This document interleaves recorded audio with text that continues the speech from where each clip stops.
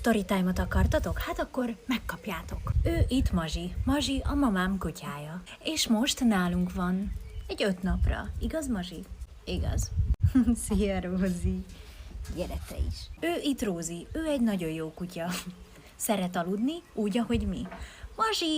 Mazsiról ezt nem feltétlen állítanám. Egész éjszaka félelembe tartott. Én annyira rettegtem, hogy nem tudtam aludni. Ugyanis ez a kis cula hajnali 2:30-kor az ágyunktól pár méterre lévő kerti ajtóhoz odaáll, és torka szakadtából 20 percen keresztül megvigasztalhatatlanul üvölt. Annyira ugatott, hogy már fölkeltettem a páromat, hogy valami nem jó, valami nem stimmel, valószínűleg valaki van itt, mert mondom, 2:30-kor csak úgy, egy kutya nem kezd el így ugatni.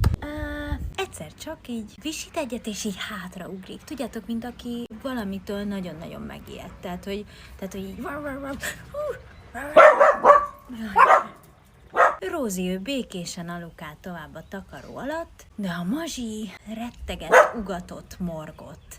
És hát teljesen be voltam szarva. Nagy óvatosan kilopakodtam, mert Rózika kitalálta, hogy neki pisilnie kell, ha már így mindannyian fönt vagyunk. Úgyhogy hát kinyitottam nekik azt az ajtót, kiengedtem őket a kertbe, és így kinéztem, de basszus, tényleg senki nem volt itt, senki. És a Mazsi még azután is folytatta a morgást, az ugatást, a kiabálást annál az ajtónál, úgyhogy hát nem tudtam mit csinálni, kijöttem vele a nappaliba, itt elkezdtünk tévézni.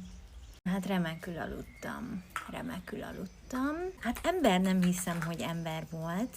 Lehet, hogy szellem volt, nem tudom, de valamitől tényleg megijedt. Azt a mozdulatát láttam.